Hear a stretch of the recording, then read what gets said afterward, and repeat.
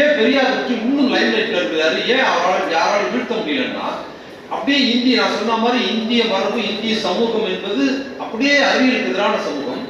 அப்படியே பெரியார் கிட்ட வந்தீங்கன்னா பெரியார் கிட்ட முற்றிலுமா 100% அறிவியல் மட்டும்தான் வேற எதுவும் கிடையாது. அவர் அப்படியே நேரடியா இந்திய சமூகத்தை இதுவரை சிந்தித்தவங்களுக்கு எதிராக மாற என்ன பண்றாரு, டோட்டலாக எல்லாவற்றையும் அறிவியல் பார்க்கிறார்.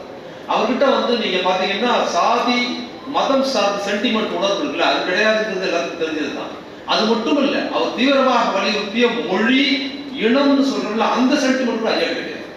ஐயா கிட்ட வந்து அவர் குறித்தான எந்த எல்லாமே பாத்தீங்கன்னா அறிவியல பாருங்க, அறிவியலுக்கு எது சரியில்லை, அறிவியல் சார்ந்த கருத்துக்கள் சொல்வதில் தான் அதிகமாக கவனம் எடுத்தார். அவர் இன்னும் சரியா சொல்லணும்னா இந்திய தத்துவ மரபில் தமிழ்நாட்டிலிருந்து கிடந்தெழுந்த ஒரு மாபெரும் அறிவியலாளர் தான் பெரியார். அறிவியல் என்ன சொல்றதோ அதை தான் பெரியார் தத்துவங்கள் வாயிலா சொன்னார்.